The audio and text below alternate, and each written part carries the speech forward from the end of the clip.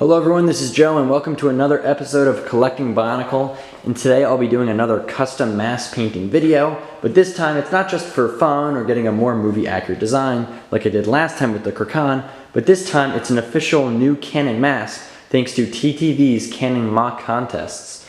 As you know, TTV holds contests where someone makes a mock of a character, and then once that's approved or once it's voted on, an artist comes and renders how it looks, for its official Canon form via art. And usually I think they have some leeway for changing the mask, especially if the mask doesn't actually exist in Canon. And one of those was Ackar, who actually has the G1 Mask of Creation. Even though we saw the G2 Mask of Creation with the chemo in G2, we never really saw the G1 one, and that's a very, very important and powerful mask, as it's one of the three legendary Kanohi, alongside the Mask of Life and the Mask of Time. So I was really excited when it was officially canonized and I could finally buy a version of it. Now you may be wondering, how the heck did I buy this? And just like with the Krakan, I got it off of Shapeways. But I do want to give a couple shout outs here. First off, to Connor Hoffman. He was the actual mockist who designed the model itself, and that inspired the art, of course. The actual artist was Perpetual. They did an incredible job creating how the art looked, and of course creating the actual Mask of Creation, since Connor Hoffman used a slightly different mask. And I'm a huge fan of how Perpetual's looked. And then Perpetual worked very closely with Galva, who's an actual 3D modelist, and they created a really, really accurate 3D model, which is what I got here from Shapeways.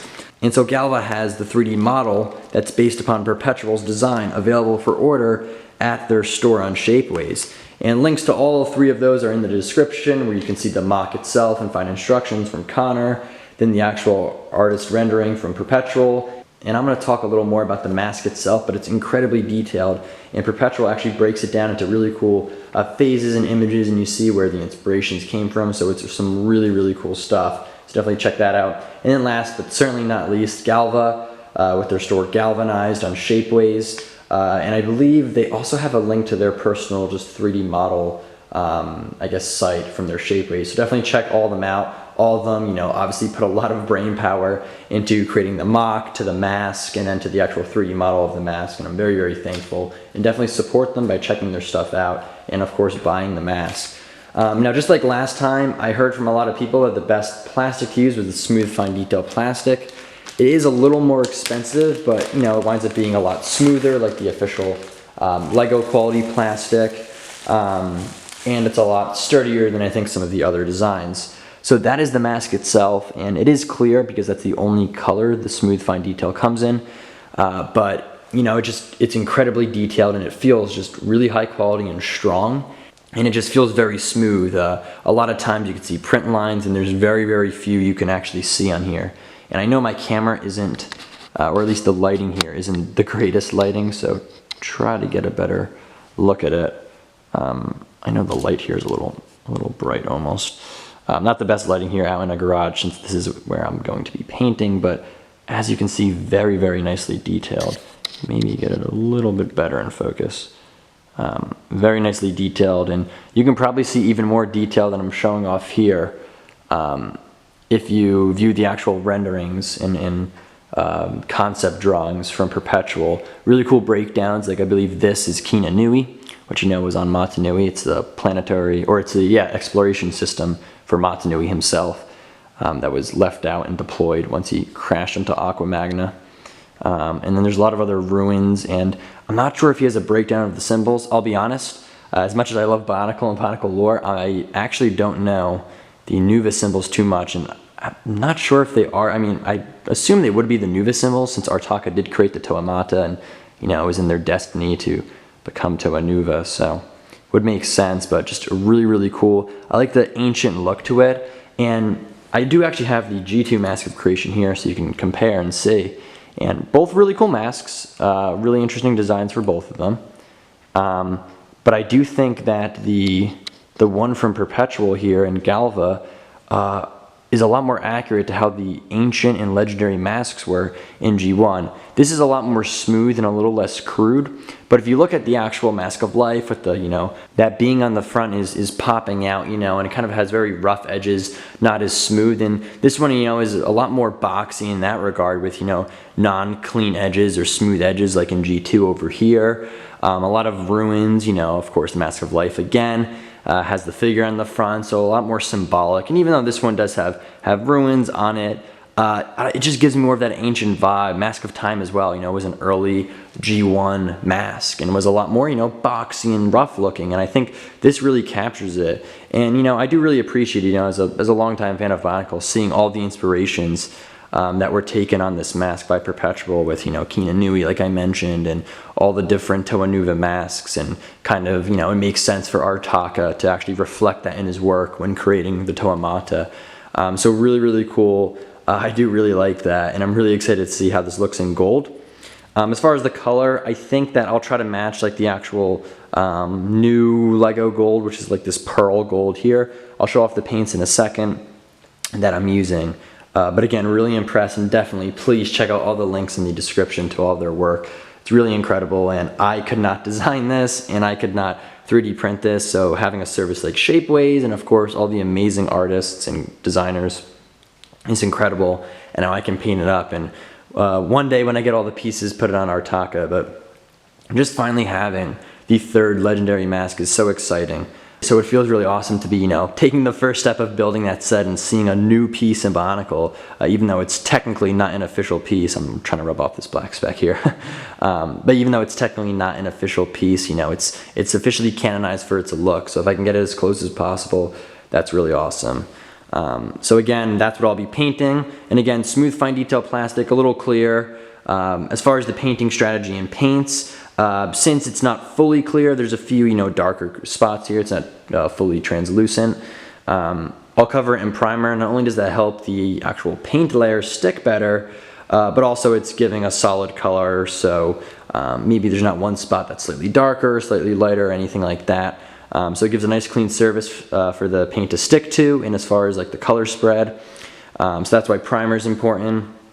And again, it's also protecting it. So this is the primer I use. Worked pretty well the first time. Again, still getting used to it. But that's the primer, pretty good. And again, apologize for the lighting. Maybe sometime in the future I can get slightly better lighting in here. But just standard acrylic, and I thin it with this stuff. This is the thinner I use. Pretty good stuff, you know, does the job. That's so it can go through the airbrush.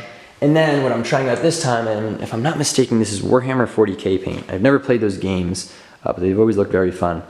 But this is Citadel Auric Armor Gold. That's what I'm using. Not too much in here, but should be plenty. You don't need that much for the airbrush, but more so a personal reminder for myself, so I'm not wasting too much paint, because you can get a little overexcited when painting.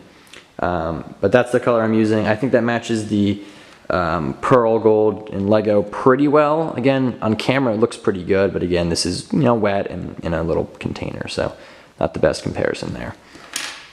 But that's what I'm using. I can put links to this stuff in the video description, of course, and if I didn't do it, I'll add that to the first Ackar episode as well. But that's what I'm using for the actual paint. We'll probably do 1 to 2 coats. I have a feeling I will have to do 2, just because the first gets most of it and the second is just fine-tuning and getting a few cracks. And even though there aren't as many gaps as there were in the Krakan, there's really just the eyes. There's a lot more ruins, so that will be a little tricky, you know, to get and everything. But I have a little jig that I use to help make painting it easier, and I can get both sides at once. So that's the paint. And then lastly, what I did last time, and it was a huge help, because again, even though the G2 masks are a lot more glossy than G1, I don't need it to be that glossy, I guess, or shiny. I just don't like, I think it makes it look a little cheaper when it's too shiny. But I like a very slight gloss, so maybe like a satin, or like a, you know, just like a medium gloss or low gloss. But what I use is actually this matte top coat, clear coat, and let me just focus the camera. And again, the awful lighting here. I really wish I could be giving you guys less shadow here. Let me see if I can turn that. Maybe that's a little better. So yeah, I used this matte top coat, and this stuff worked amazing the first time. Granted, the one issue I ran into with one part of the Krakan, I put a little too much on. You could very, very slightly, maybe not on camera, but with human eye, see that it's a little more glossy. But this is matte, but it still gives it, like I said, a little bit more of a gloss than you would expect from a flat matte. The acrylic paints are just a little too flat for my liking, and even though Bionicle pieces aren't too glossy, in fact, they're really not glossy at all, more so like that satin or matte, like I was saying. But adding this on kind of elevates it above the standard extra dull matte from the paint and gives it that little slight gloss to make it a little more shiny. Not only is the clear coat making the piece a little bit glossy, kind of like the actual Bionicle piece, but it's also making it a lot more smooth. When you put on the actual acrylic layer of paint, it's making it slightly rough. That's just how the texture of the paint is. So this is kind of returning that smooth, fine detail plastic to the smooth state by applying a nice smooth finish on top of it. And that's all in addition to, of course, protecting the actual paint, so scuffing it doesn't cause the paint to chip off or anything like that. So those are all the paints I'm using. Again, primer for step 1, probably 2 coats.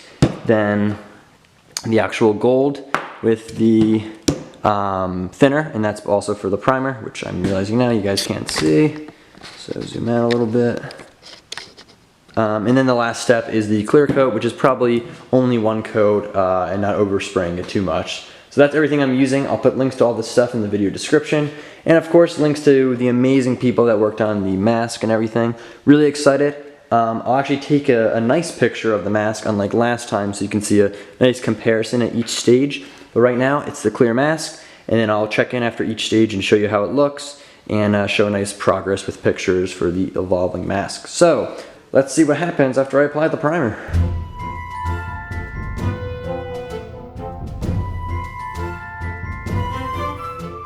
So really quickly, before I show you guys the results of the primer, I want to show off something that I just had to do myself, and that was actually shaving the connector piece over here. So a little out of focus, possibly a little hard to see. But those Plus Technic connector pieces there, those standard pins, we can get a closer look there. You know, they're being 3D printed from Shapeways, and you know, the 3D artists are doing fantastic jobs creating the actual piece. But even still, you know, Lego is so precise with their measurements. It's hard to get exactly that fit. And I'm talking about the fit that'll fit right into these, you know, Plus little connector pieces. So something that I did was I tried putting it in, and even though the Krakan went in pretty easily, this one was a lot harder. So I had to wind up shaving down the piece a little bit. You know, it doesn't matter too much because this isn't really even getting covered with paint too much, just a little brush over, because it's going to wind up getting scraped off anyway because of its use. So that's one thing why I don't care about sanding it, and also because, you know, it is going to be covered with paint, so it's going to be covered and you don't see it anyway, so there's really no reason to. So I used just a standard little filer here and kept filing away and kept trying and pushing it in, and even when the piece goes in the actual connector, it's still helping, you know, get rid of that excess material that kind of dusts off. And so now, a little hard to do here with one hand, but it does fit in pretty nicely. If I just push it in there, it goes in, and that's as far as it goes. I can for sure not take it out with one hand here, but it fits in nicely now, as you just saw, pretty smoothly, and there's a little bit of force required to take it out. But as I said, as you keep using it, it'll shave it down. But that was important before I paint it. That's just something I wanted to share that I had to do. But now let's get on to the actual primer.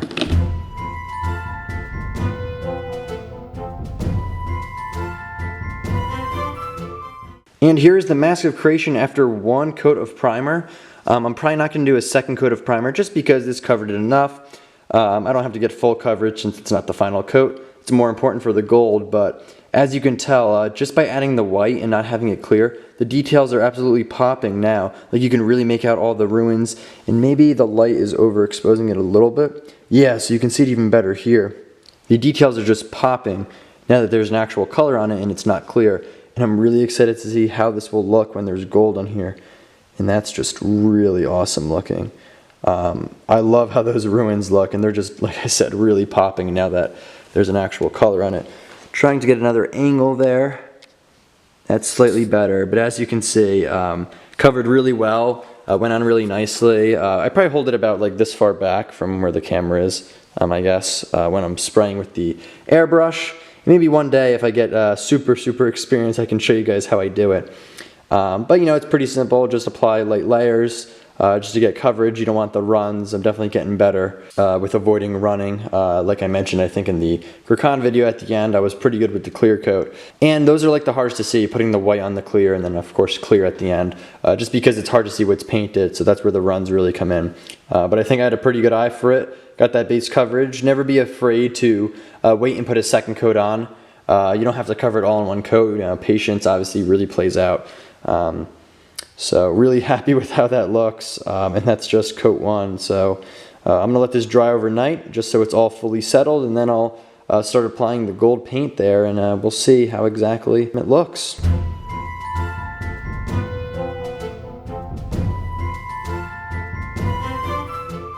And just checking in here after I finished my coats of gold paint. I'm really happy with how it turned out, as you can see.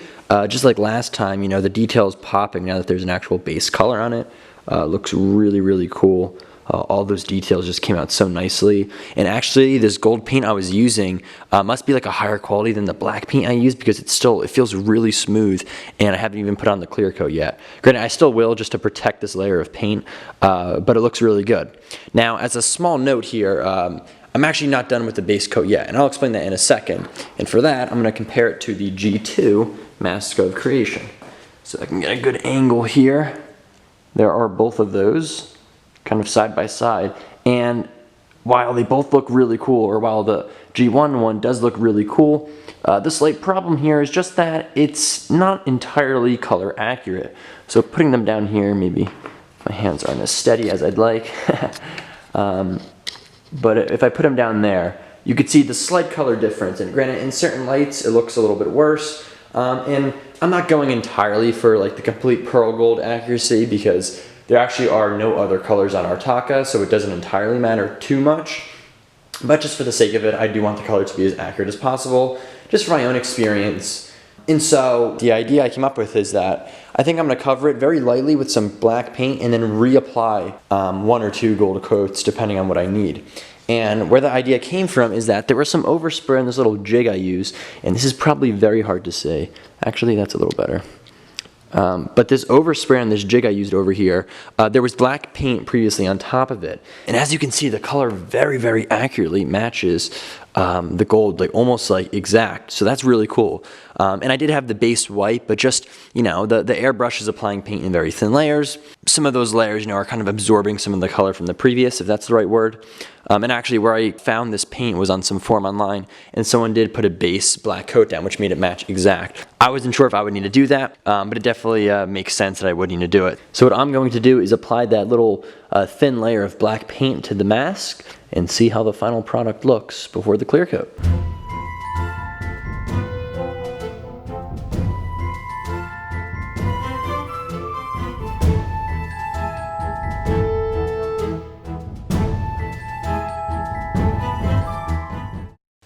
And there is the final coating of paint on it, and I do have to say it turned out really well. Now I actually, as you may have seen in the picture, or maybe I'll show it at the end, still not sure about that yet, but what you will see is that I actually had to add a little more white back to it, so I wound up going back to the primer, even though I probably could have found white paint. I do have a little bit, but I figured the primer may just be easier because I had it here, and you know, in the end it's going to make paint stick a little better.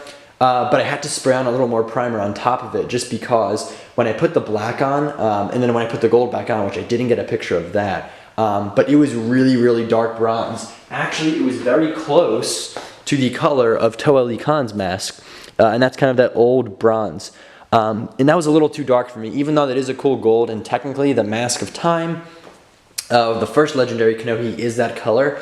I was looking to match the more modern Lego gold, which is the pearl gold, which you see on the Ignika, which is the Mask of Life, and of course you see it on the G2 Mask of Creation. Like I said, that's kind of what the mask switched to, and I kind of want to keep that, and that's what Lego uses now, and technically the mask just came out now, so I was really trying to match it. And after putting the white back on and spraying the gold, I think I got it pretty close. Now, you can, actually, yeah, so you actually could see it there, and even though, you know, there is a clear difference between them, it's a lot closer than before, and that's as close as I can probably get, and I really do like that color. And for comparison's sake, there's the bronze. And so what we saw before, it was way lighter than this, and then it became way darker, and now I kind of got it as close as I could. And honestly, if you bring the masks right next to each other, and if you're only looking at, actually maybe out of focus you can tell, but if you're only looking at like a small component, they look really similar from certain angles and certain lights. There's a really bright spotlight shining on them right now, so you can make out probably more of the differences. But even so, that is pretty close, and I'm really happy with how that turned out. So just very happy with it.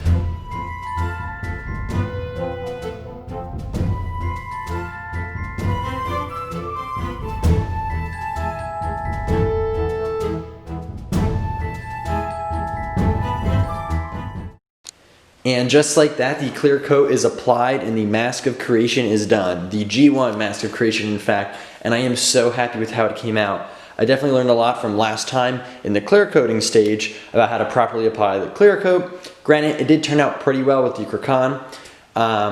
Granted, there was maybe just one spot that I oversprayed a little bit, but here I was a lot more confident. You know, it's really just light layers of spray going on, very, very light, and making sure it's covered. And you can kind of tell. Granted, I did have the experience that I gained from last time about being able to tell very slightly when the clear coat was applied, when it was still wet. And it dries very quickly too, which is a nice benefit, so you can feel the effects right away. Even though the gold paint did have a nice texture, the clear coat just gives it an even better texture, which is just so awesome. And it's also protecting the paint underneath, so it should not chip. And the Ackar has handled very well so far. I've dropped it a little bit too, and it stays on, so that's good. I'm going to try to go from a different angle here. Maybe I can get a little better coverage over here. And if I just get that in focus. Unfortunately, I don't have autofocus on this camera. But as you can see, that just turned out amazing. And not the best lighting here, which I always say. I will try to improve upon that in future episodes, but look at that. Just the detail on this mask is just amazing. So again, huge shout out to Perpetual and Galvanized for their incredible work here in designing this mask. So cool. And it just looks so awesome in gold, and I can't wait to get all the pieces for our Ackar, which is honestly probably more difficult than this because there's a lot and it's expensive. So, but I am just so impressed with this. It just turned out amazing. Really, really happy. Can't wait to put it on the mock. Even the inside got covered pretty well. And like I always say, I'm not really trying to paint this because it's hidden, and you know, you can go crazy trying to do that, and it's gonna get rubbed off anyway because it's sliding in and out. But that even had some pretty good coverage on the inside too, which is more difficult to see. But just very impressed with it. And you can even tell from all the way back here, especially when they're out of focus, they look so similar in color.